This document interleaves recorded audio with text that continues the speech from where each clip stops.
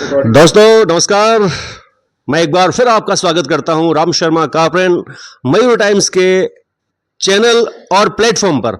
जैसा कि हम जानते हैं, महान शख्सियतों का आपके सामने लाना हमारा ध्येय है, लक्ष्य है, उद्देश्य है, और इसमें हम कितने सफल होते हैं ये तो आप लोग बताएंगे। आज इसी क्रम में हमारे सामने है एमपी जबलपुर ही नहीं, संपूर्ण भारत की महत्वपूर्ण शख्सियत श्रीमान आशुतोष जी द्विवेदी साहब।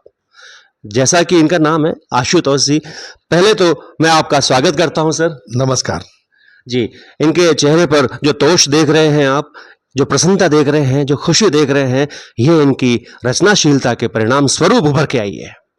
अर्थात रचनाशीलता के किन किन पहलुओं को ये छूते हैं, बहुत संक्षिप्त सा परिचय होगा अगर मैं कहूं कि ये लेखक हैं, ये रंगकर्मी हैं, ये एक्टर हैं, समथिंग समथिंग समथिंग समथिंग क्या है, यही गहराई आज के साक्षात्कार की। और इस साक्षात्कार की गहराई में आइए हम पहुंचते हैं और सबसे पहले जानते हैं कि आपकी ये यात्रा, कला की यात्रा कहां से प्रारंभ होती है श्रीमान आशुतोष जी द्विवेदी साहब।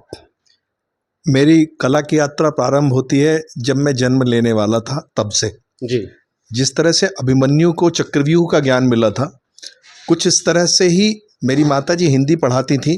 और जब मेरा जन्म हुआ उस समय भी वो हिंदी पढ़ा रही थी, तो मुझे ऐसा लगता है कि मुझे संस्कार मेरी माँ के गर्भ से ही मिल गए थे। और मेरा हिंदी के प्रति अनुराग और आकर्षण बहुत रहा है। मैं हिंदी के साथ कितना न्याय कर पाया ये एक और बात है, पर मैं अपनी पूरी कोशिश हिंदी के लिए समर्पित कर। निश्चित रूप से ये दोहरा, जैसा कि नाम द्विवेदी है, दोहरा इन्होंने अपनी बात को रखने का तरीका अपना लिया है। माँ को याद कर लिया और कला की उत्पत्ति का स्रोत भी आपने बता दिया है। अर्थात जब जन्म के बाद, जब पहली बार आपको लगा किसी भी मंच से कि मैं कला के लिए साधना अवस्था में जा सकता हूं, तब वो कौन सा मोड़ था? अर्थात कला का वो कौन सा मोड़ था जब आप अपने आप को मान लिया कि मैं कुछ रचनाशीलता में कर सकता हूं?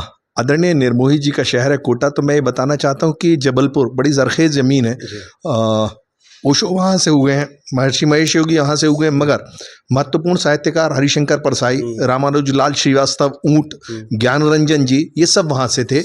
हम इनके घरों के आंगन में खेलते हुए बड़े हुए हैं। साहित्यिक संगोष्ठियों में परिवार के लोगों का आना जाना था। हमारे परिवार में पत्रिकाएं धर्मयुग, साप्ताहिक, हिंदुस्तान, नंदन, चंपक, ये लगभग हर मध्यम वर्गीय परिवार में भारत में आया करती थी। तो ये संस्कार हमें घुट्टी से मिले हैं। और जो पहला अक्षर ज्ञान मुझे मिला है वो राजगोपालाचारी की महाभारत का अध्याय 10 था, भीम, उससे मैंने हिंदी पढ़ना सीखा है। श्री राजगोपालाचारी जी, श्री राजगोपालाचारी की उनकी लिखी हुई महाभारत है। वो हमारे बचपन में माता जी ने स्कूल की लाइब्रेरी से ला के दी थी। मैं केजी क्लास में पढ़ता था, वहाँ से मेरा अक्षर ज्ञान हुआ। तो हमारे भारतीय पुराण, चरित्र, मितक और हिंदी, ये सब चीज़ें हम लोगों को घुट्टी में मिली। और हमको तो ऐसा लगता था उस समय ये बादलों के साथ बरसती है, और जबलपुर में हम जिस परिसर में रहते थे वहाँ सभी लोग इसमें डूबे हुए थे। जी बिल्कुल, निश्चित रूप से संस्कारधानी जबलपुर से संबंध रखते हैं तो संस्कार तो अपने आप ही पल्लवित होंगे, पुष्पित होंगे। ऐसी अवस्थाओं में जब आप महान व्यंग्यकार की जमीन से हैं, तो उनके द्वारा एक संस्था भी निर्मित की गई थी। आइए उसके बारे में जानते हैं, वो संस्था क्या है और किस क्षेत्र में काम करती है।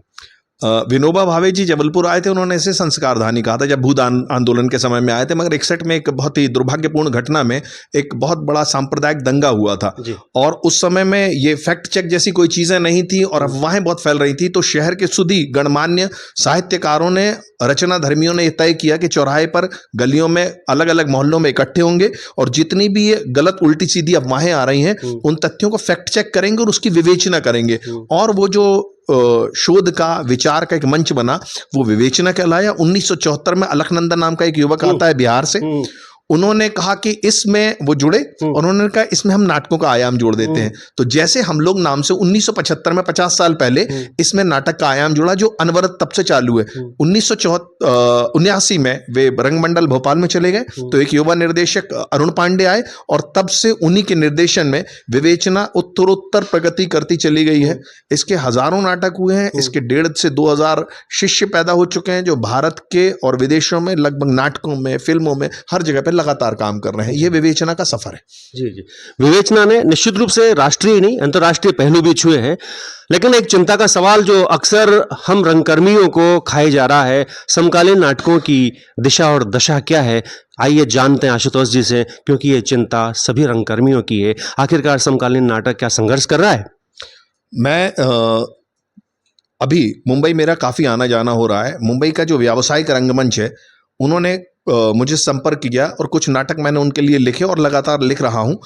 पिछले 30 सालों से हम लोग राष्ट्रीय नाट्य समारोह कर रहे हैं, राष्ट्रीय रंग सम्मान दे रहे हैं। हमारे यहाँ हम लोगों ने एक मिशन बनाया था, टिकट लगा के लोग नाटक देखें, और अभी हम 500 रुपये, 400 रुपये और 300 रुपये तक की टिकट बेच पा रहे हैं और लोग खरीद रहे हैं और देख रहे हैं, हमको प्रायोजक भी मिल रहे हैं। इसके लिए हमारी दशा के लिए जनता से ज्यादा रंगकर्मी हम लोग ज्यादा दोषी हैं। हमने अपने आप को विपन्न, अकिंचन, दीनहीन बना के प्रस्तुत किया और हम ये बोलते हैं हम रंगकर्मी हैं साहब, हमारी थोड़ी सी मदद कर दीजिए। हमें इस मुद्रा को बदलना होगा। हमें बताना होगा कि हम इस समाज का दायित्व हैं और हम एक बहुत बड़ा काम कर रहे हैं, और ये आपका दायित्व है कि आप हमें पालें, हमें पोसें और हमें प्रश्रय दें, और ये आपका अनुग्रह नहीं है, ये हमारा अधिकार है। जब इस मुद्रा से हम जाते हैं तो मैं आपको यकीन से बताता हूं कि देश दुनिया के लोग हमारा समर्थन करते हैं।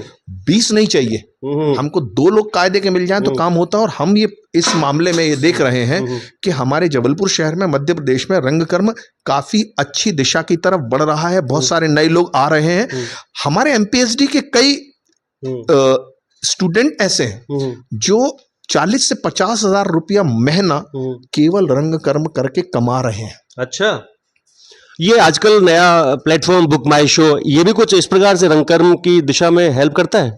बुक माई शो तो इस बाजार का एक हिस्सा है जी। और बाजार हमेशा किसी भी चढ़ती चीज को, चढ़ते सूरज को सलाम करता है। के विचार प्रवाह में कहीं न कहीं रंगकर्म और रंगकर्म के भविष्य के लेके एक आश्वस्त भाव है, निश्चिंत है, अपने कर्म पर विश्वास करते हैं, अपनी सकारात्मकता को पूजते हैं। रंगकर्म को भविष्य के पहलू से यदि हम देखते हैं आशुतोष सर, तो भविष्य आपकी दृष्टि से सुनहरा दिखता है, और इस सुनहरेपन में और क्या आयाम जोड़े जा सकते हैं? ये दर्शकों तक बहुत अच्छे से पहुंच रहा है। स्कूल्स में और एकेडमिक्स में थिएटर को हमेशा से रखा गया है, मगर प्रैक्टिस में नहीं होता है। बहुत सारी बुक में जो एनसीईआरटी की बुक्स उसमें एक्टिविटी रहती हैं और टीचर जनरली उनसे बोलते थे इनको छोड़ दो। जबकि 6th और 7th की बुक्स में मैंने देखा है कि उनको नाटक करने के लिए तरीका बताया जाता था। जो कहानी रहती थी उसको बोला जाता था आप एक डिपिक्ट करिए और नाटक करिए। बहुत सारे बड़े स्कूल्स में अभी ये चीजें शुरू हो गई हैं। ठीक है, वहां पे बहुत पैसे वालों के और एलीट क्लास के लोग आते हैं, तो वहां ये सारी चीजें अफोर्ड की जा सकती है, मगर छोटे स्कूलों में भी है। अभी मैंने कुछ वर्कशॉप ली जुडिशियल एकेडमी के लिए। हमको एक पैन इंडिया के जजेस आए थे और उन्होंने पॉक्सो एक्ट पे और जो विकलांग बच्चे होते हैं, दिव्यांग बच्चे होते हैं, उनके साथ जो दुर्व्यवहार होता है उसके सेंसिटाइजेशन के लिए 15 मिनट की एक नाटक बनाने के लिए मुझे बोला था हमारे चीफ जस्टिस साहब ने। तो मैंने उन बच्चों को, जो एक स्कूल है जिसमें बिल्कुल गरीब है, कोई के बच्चे माता पिता गड्ढा खोदते हैं, कोई सेंटरिंग का काम करते हैं, उन बच्चों के साथ मैंने एक नाटक तैयार किया। हमारे रेपेटर के 4 बच्चे डाले, पूर्णता नाम का नाटक हुआ। उसको देखने के बाद जो हमारे मुख्य न्यायाधीश हैं वो इतने भावुक हो गए, तो उन्होंने प्रत्येक बच्चे को, 8 बच्चों को 5-5 हजार रुपए दिए। ये हमारे नाटक की विजय है। और वहां के जो स्कूल के टीचर थे उनका कहना है ये लोग पढ़ने लिखने में तो है नहीं, शायद इस विधा में कहीं कोई निकल जाए। ये विधा बहुत ही स्ट्रांग है, इससे पता नहीं कितनी कितनी चीजें निकलती हैं। मैं बड़े बड़े स्कूल्स में जाके बच्चों की वर्कशॉप्स लेता हूँ, उनकी बॉडी लैंग्वेज को लेके, उनके टीचर्स की वर्कशॉप लेता हूँ, जजेस की वर्कशॉप लेता हूँ, सिविल जजेस के, ऑर्डिनेंस फैक्ट्री खमरिया जैसे लर्निंग सेंटर से वहां के जाके कर्मचारियों की वर्कशॉप लेता हूं।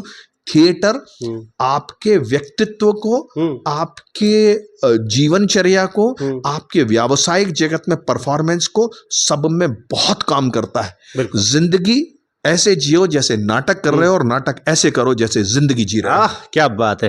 तो नाटक और जीवन के सह संबंधों को जब एक नाटककार स्थापित करता है तो निश्चित रूप से एक महाकाव्य लिखा जा सकता है। महाकाव्य की इसी पृष्ठभूमि पर आज के विशेष दिवस पर मैं आपके शब्दों के माध्यम से प्रकाश डलाने के लिए निवेदन करूंगा कि आखिर आज कोटा की जमीन पर पधारने का स्वउद्देश्य पूर्ण आगमन किस प्रकार से हुआ? हम सभी अपनी बिरादरी को बढ़ाने में लगे रहते हैं और परिवार को बढ़ाने में लगे रहते हैं। हमारे सहधर्मी लोग हमें विश्व के किसी भी कोने में मिल जाएं, हम उनके साथ हाथ मिलाते हैं और इस श्रृंखला को मजबूत करते हैं। ऐसी ही हमें एक बहुत महत्वपूर्ण साथी शोमिता जी मिली है, और उनका आह्वान था उनकी कविताएं मैं काफी लंबे समय से देख सुन और पढ़ रहा हूं। जो शास्त्रीय लिखाड़ कवि हुआ करते हैं, मैं किसी के अपमान में ये बात नहीं कह रहा हूं, मगर जिनके कलम से कविताएं लगातार झरती रहती हैं, उनसे अलग हमारे समाज का एक बहुत बड़ा तबका है जिनके अंदर बहुत अच्छी अभिव्यक्ति है और भावनाएं हैं, और इनकी जो कविताएं हैं वो किसी मिशन के तहत नहीं, सहज अभिव्यक्ति के रूप में निकलती हैं। शोमिता जी की ये जो कविताएं हैं, ये एक दवा है, ये समाधान है, ये कुंजी है। इन्होंने अपने जीवन के संघर्षों से निकलने में, अवसाद से उबरने में अपनी इन कविताओं को एक ताकत के तौर पर इस्तेमाल किया है। ये वो एक ऐसा कांटा है, ऐसा एंकर है जिससे इन्होंने कुएं में डूब चुकी हुई बाल्टी को वापस से निकाला है। जी जी बिल्कुल। और ये एक सकारात्मकता का इतना बड़ा संदेश देता है कि आप अपने व्यक्तित्व के अंदर छिपी हुई अपनी सृजनात्मकता को यदि पहचान लेते हैं तो वो न केवल आपके व्यक्तित्व को संवारता है, आपके जीवन को सुलझाता है, बल्कि समाज के सारे लोगों को प्रेरणा देता है कि हर संकट के बाद, हर रात के बाद सुबह होती है। बिल्कुल, हर रात के बाद सुबह होती है। शमिता जी की पुस्तक के विमोचन कार्यक्रम के दौरान आपकी उपस्थिति कोटा के सहृदय लोगों के मन में एक संदेश के रूप में स्थापित है। ये संदेश साहित्य के लिए है, रंगकर्म के लिए है और जीवन के लिए है। जीवन इन सब से इतर हो नहीं सकता। इन सभी पहलुओं को आज आपने समेटने की चेष्टा और कोशिश और भरसक कोशिश, सफल कोशिश की है। मैं और कोटा जमीन से जुड़े कलमकार, साहित्यकार, रंगकर्मी आपके पधारने पर आपका अभिनंदन करते हैं और साथ ही भविष्य में फिर आपसे आग्रह करते हैं कि एक लंबा समय लेकर फिर रंगकर्म साहित्य से जुड़ने का एक बार फिर एक अवसर, एक कालखंड फिर पैदा किया जाए। इसी आशा के साथ मैं आपका करता हूं बहुत बहुत धन्यवाद। आभारी हम आपके पधारे और पधार कर हमें अंतिम संदेश अगर आप चंद पंक्तियों में देना चाहें। कोटा, जबलपुर और मुंबई मिलके इतिहास रचेगा। हम आएंगे, हम फिर आएंगे। कोटा मुंबई जाएगा, मुंबई कोटा जाएगा, हम लोग जबलपुर जाएंगे और जबलपुर भी सब जगह आएगा, और हम अपनी इस युति को पूरे विश्व तक फैलाएंगे। ये मेरा आह्वान है, ये मेरी शुभकामना है। बहुत बहुत धन्यवाद। आपके कोटा आगमन पर हम सभी आपके आभारी हैं और ईश्वर से प्रार्थना है कि फिर से आपका आगमन हो और फिर से एक नई वार्तालाप के नए शिखर को छुए। बहुत बहुत आभार, बहुत बहुत धन्यवाद आशुतोष सर आपका।